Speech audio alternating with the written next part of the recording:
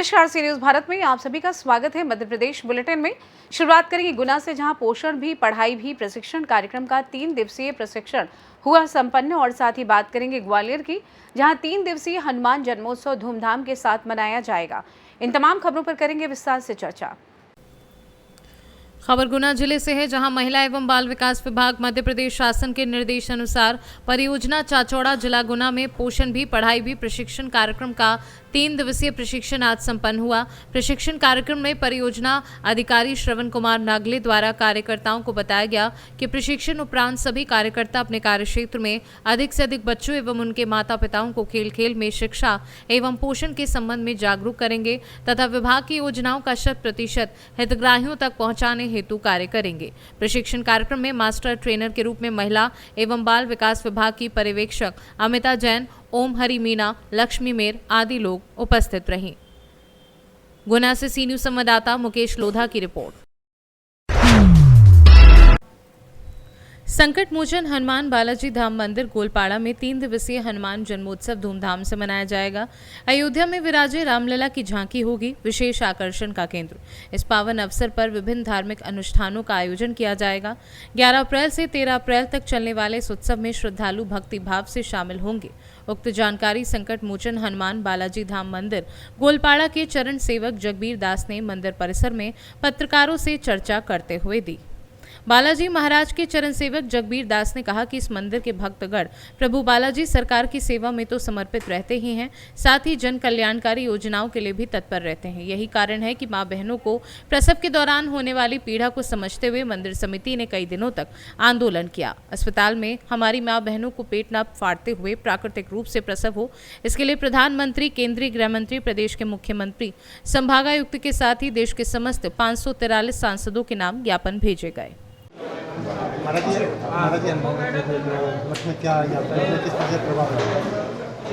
संकट मोचन हनुमान बालाजी धाम मंदिर गोलपाड़ा, जो किला गेट हजीरा के बीच में स्थित है, यहाँ हर वर्ष हनुमान जी महाराज का जन्मोत्सव बड़े ही धूमधाम से मनाया जाता है। उसी कड़ी में 11 अप्रैल को यहाँ प्रातः 8 बजे से रामचरितमानस अखंड रामायण का पाठ प्रारंभ किया जाएगा। 12 अप्रैल शनिवार को प्रातः 4 बजे प्रभु हनुमान जी महाराज को पंचामृत से अभिषेक करके चोला श्रृंगार होगा। 56 भोग व्यंजनों से प्रभु हनुमान जी महाराज को भोग लगाया जाएगा। अलौकिक हवन और यज्ञ संपन्न होगा। शाम को 6 बजे कोटेश्वर मंदिर घास मंडी से विशाल राम हनुमान रथ यात्रा निकाली जाएगी, जिसका प्रस्थान पूजन करके हमारे माननीय मध्य प्रदेश के विधानसभा अध्यक्ष नरेंद्र सिंह तोमर करेंगे। हजीरा पर इस चल समारोह का समापन होगा। 13 अप्रैल को यहाँ विशाल भंडारे का आयोजन किया गया है, जिसमें 56 भोग भी परोसा जाएगा। इस तरह यह 3 दिवसीय कार्यक्रम बहुत ही धूमधाम से मनाया जाएगा। इस कार्यक्रम की सबसे ज़्यादा विशेषता ये रहती है कि यह चल समारोह जिस मुस्लिम बाहुल क्षेत्र से निकलता है, वहाँ इसका भव्यता से स्वागत किया जाता है। लगातार ये आयोजन करते हैं, क्या उद्देश्य? उद्देश्य हमारी आपकी आस्था और विश्वास बढ़े।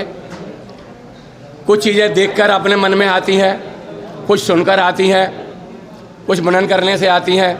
तो जब सामने इस तरह का निकलेगा, तो हम अगर जय श्री राम के नारा लगा रहे हैं, जय हनुमान जी का नारा लगा रहे हैं, तो दूसरे को सुनाई देगा, तो उसका भी मन करने लगेगा। और हनुमान वर्तमान में जो समय चल रहा है, अधर्म अपने पैर पसार रहा है, रिश्ते तार तार हो रहे हैं, वहाँ मेरा कहना है कि हनुमान जी महाराज ही इससे बचा सकते हैं। बाकी कोई ऐसी शक्ति नहीं है जो हमें मार्गदर्शन कर सके, आत्मशक्ति दे सके। जय बालाजी। ग्वालियर से सी न्यूज संवाददाता शिवम सिंह चौहान की रिपोर्ट। नगर के सीएम राइस विद्यालय प्रांगण में मध्य प्रदेश के पूर्व मुख्यमंत्री व वर्तमान केंद्रीय कृषि एवं किसान कल्याण एवं ग्रामीण विकास मंत्री शिवराज सिंह चौहान भैरुंदा पहुंचे। वहीं रोड शो करते हुए कार्यक्रम स्थल पहुंचे। रोड शो के दौरान भैरुंदा नगर के कार्यकर्ता और स्कूली बच्चों ने केंद्रीय मंत्री का फूल बरसाकर स्वागत किया।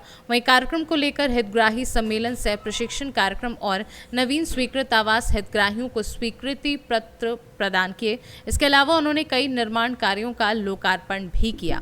हजारों ग्रामीणों को प्रधानमंत्री आवास योजना के लाभार्थियों को स्वीकृति पत्रक प्रदान किया और करोड़ों की लागत से बनने वाले निर्माण कार्यों का लोकार्पण व भूमि पूजन किया।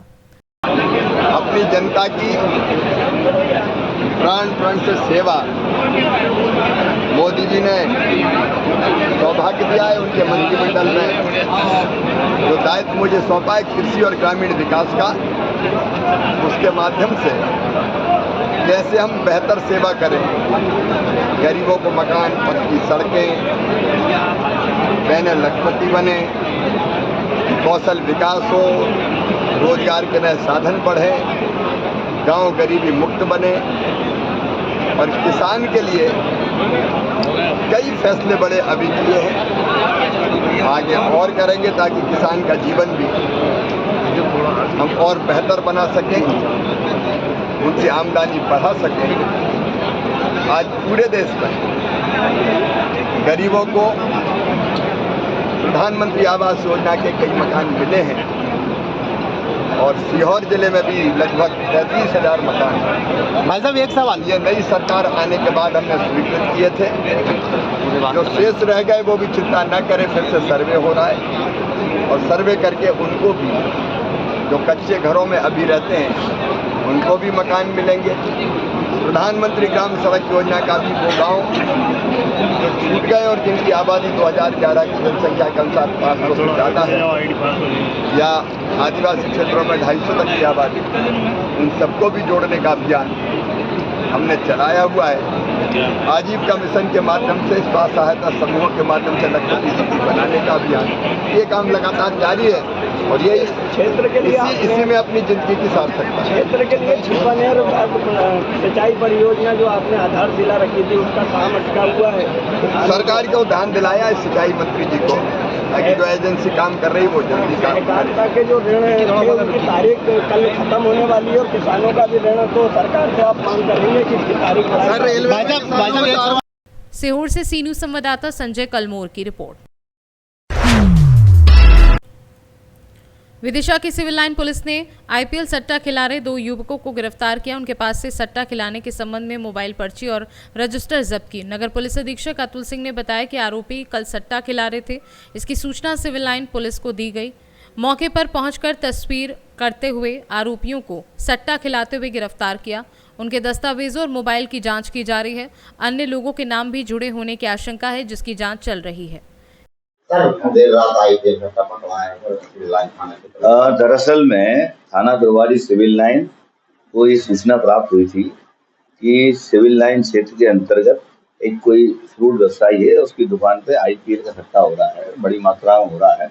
कल एक मैच चल रहा था आईपीएल का, चेन्नई सुपर का और उसका रॉयल आरसीबी का। तो उस पर सूचना मिली, फिर इन्होंने अपनी टीम इकट्ठी करी और वरिष्ठ अधिकारियों को अवगत कराया। उसके बाद दबिश दी। 2 लोग पकड़े गए हैं। इनका एक का नाम मनोज, एक का नाम है ईशान। तो ये लोग आईपीएल में सट्टा लगा रहे थे। इनके पास आईडी वाईडी मिली है, मोबाइल जब्त हुआ है, लीड पेन जब्त हुआ है, डायरी जब्त हुई है। इनके खिलाफ आपराधिक प्रकरण पंजीबद्ध किया गया, अनुसंधान किया जा रहा है। ऐसी संभावना है और भी लोग इसमें लिप्त हैं, उनको भी हम इन्वेस्टिगेशन करेंगे। कितने बजे की बात है सर?